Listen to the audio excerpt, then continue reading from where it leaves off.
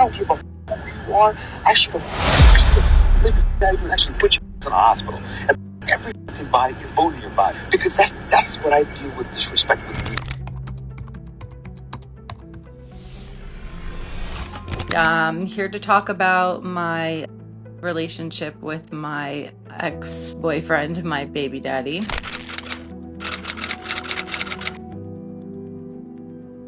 He had told me I'm 34 years old. I was 36. I was like, okay, nice match. He was a nice looking guy. It wasn't until November he got arrested in Georgia.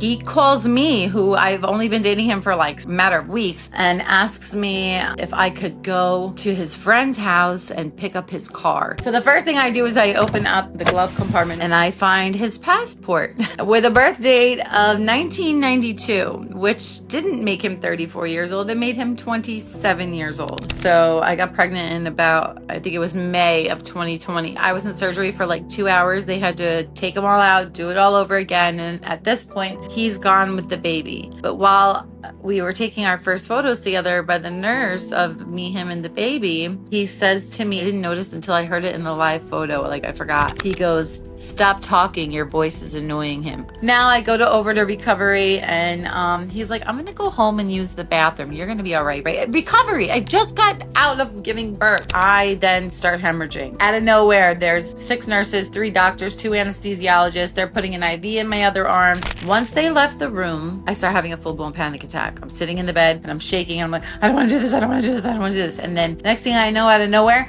slaps me across the face so hard, like my face was like, my ears were ringing. And I was just sitting in the bed in the hospital 4 or 5 days postpartum after just nearly dying.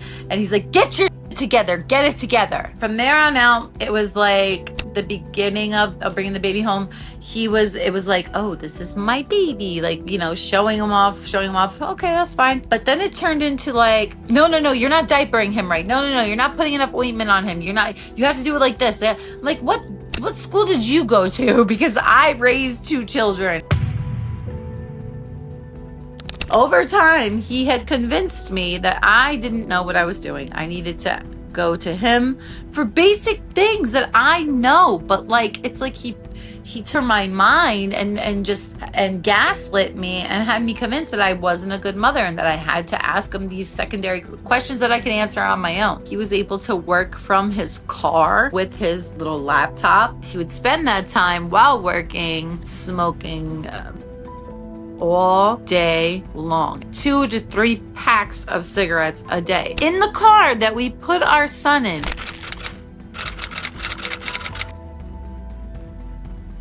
It's around that time when things started getting more physical. Like, he had pushed me in the past. I couldn't tell you like a specific date or reason, but like he would chase me out of the house. Like, I'm gonna you when we would argue, but I never thought it was anything but work.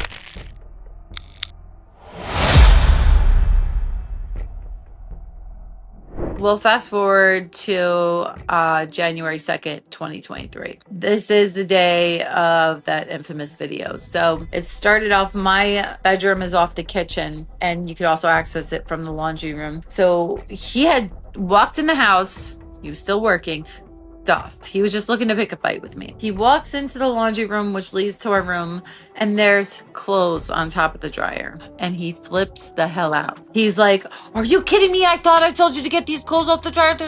I got so mad. Like, when he walked out, I slammed the front door. And then he comes storming back in and he goes, "Oh, you want to slam doors, huh? You want to slam doors, huh?" And at this point, he had picked up our son from the playpen, who was screaming because he was screaming. And he didn't see him as his comfort. The baby saw me as his comfort. There's a video of him pushing me like so hard in the chest that like it looked like he gave me whiplash with our baby in my arms, in his arms. And I'm begging him, "Please give me back." I didn't know what he was going to do. He was super angry. So he takes the baby in the bedroom after he pushed me. He's telling me to get away from him. Who do I think I am? And now we're in the bedroom. He lays down on the bed with the baby. The baby's still lifting, like wants mom. He's crying. And I'm like, "Give me my son." I go to reach. He twists my wrist so hard. I thought he broke my arm. I have bruises and like his handprint shape all over my arm. And then like I try to reach again. This man, when I tell you, he kicked the out of me, like right up in the hip area. I don't remember how, but I got the baby back from him. And then that's where the video picks up in my living room,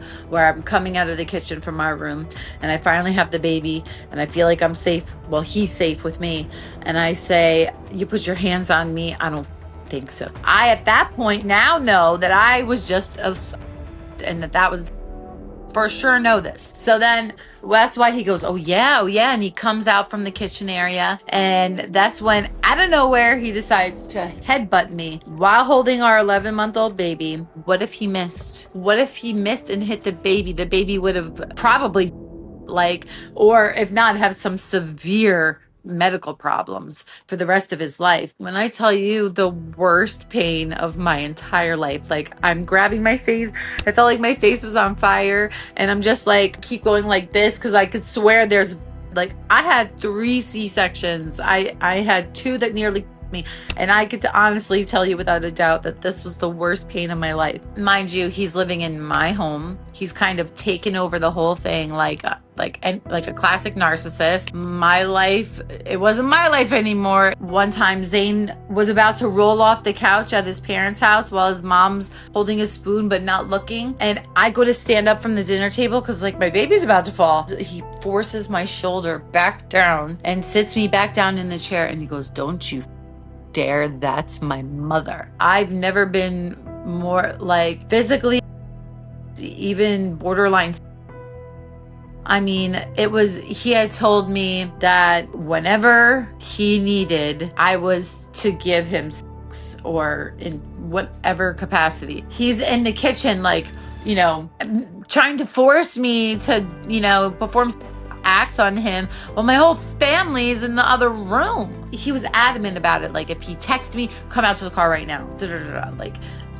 Like I was just nothing but like a hole, pretty much. The day before I went to the police, that was the worst day of our relationship. I have a side gig and where I rent out baby equipment. So he knew, I always would let him know, like, I have to pick up my crib. I have to go pick it up from an Airbnb. It's 30 minutes away. I have to get it at whatever time. He knew that for 2 days. But of course that day comes and he's pissed off about it because my car's out of commission and I had to use his car. He would measure the gas. So like he would take a picture of how much gas was in the car before I went somewhere and then do the same when I returned and like check me, but not let me work, and say I don't pay for gas. So I decide I'm gonna go to my best friend's house. She lives in Staten Island. It's not far from me. I get in the car. I walked out with the baby, put the baby in the car, and then I'm like, oh, I need a sweater. Casually walked back in. I think I even went to our bedroom, got a sweater, casually walked out. I noticed that he was packing things and not paying attention. And we shared locations. I'm about 10 minutes from her house. I'm in New York. And he calls me, get my car, my kid back here now. What the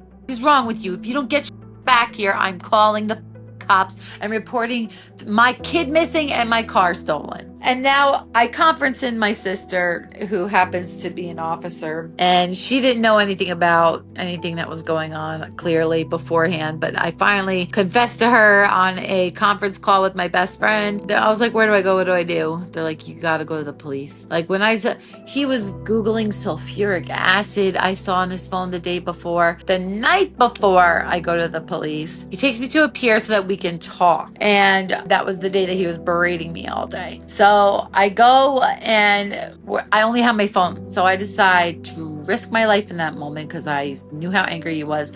I swiped down, I hit voice memos, and I stuck it in my back pocket. And that went on to record whatever he could potentially say that could be incriminating or useful. So about 15 minutes into that recording, into that session, he says, I asked him if he regret what he did to me. And he said to me, but I actually love you, so I take it easy on you.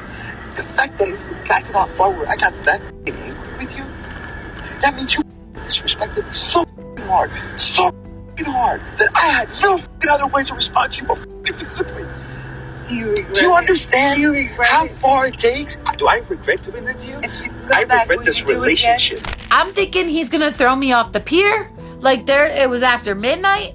So that being said, the next day, now I'm finally, my best friend and my sister tell me I got to go to the cops. I called the police from the car. I have the baby. And they said, to meet them at a public spot. I'm like, I cannot go to the police station. We share locations. If I go there, he's gonna show, and it's down the street from my house. I wait for the police officer. He tells me to turn off my location. So now it looks like I'm just sitting at the train station with my baby. So the police came to my house when I was still at the station, and they began to do a welfare check on him. And he did what my best friend and her husband said that he was going to try to do, and I didn't believe them.